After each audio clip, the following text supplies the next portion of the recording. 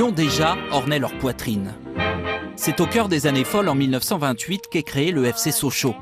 À la manœuvre, Jean-Pierre Peugeot, le patron des automobiles du même nom, qui pour la première fois en France assume de salarier des joueurs. Pas encore des millionnaires, n'en déplaise à Mistinguett, mais le premier club de football professionnel français est né. Sochaux est du premier championnat de France en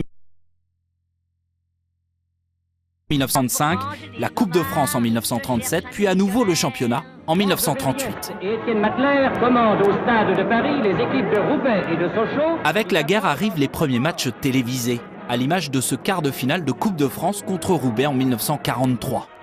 Fort du soutien de Peugeot, le FC Sochaux traverse les époques en ténor du football français.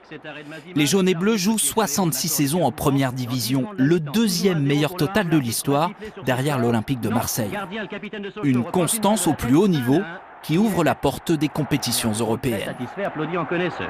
Et oui, Sochaux qualifié par le strict nécessaire, battu 4-2. La plus belle épopée date de la saison 1980-1981. Songini, Patrick Révelli et Zvonko Izevich dans leur rang, les jaunes et bleus éliminent notamment les Allemands de Francfort sur la neige à Bonal. 2-0 et Sochaux est qualifié pour les quarts de finale qui se joueront en mars prochain. Cela faisait 67 ans que les Sochaliens... Il faut attendre les années 2000 et l'émergence d'une nouvelle génération pour remplir à nouveau la vitrine à trophées. Sortis du centre de formation, Benoît Pedretti, Jérémy Mathieu, Sylvain Monsoreau s'offrent la Coupe de la Ligue face à Nantes en 2004, aux côtés de Teddy Richert, Pierre-Alain Frot et Michael Pagis notamment.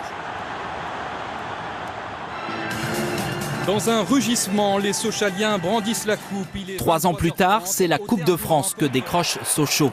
Une nouvelle fois grâce à un Teddy Richert décisif au pénalty. Mené 2 fois au score par le Marseille de Djibril Cissé, Samir Nasri et Franck Ribéry, Sochaux crée l'exploit grâce à des buts de Dagano et Le Tallec.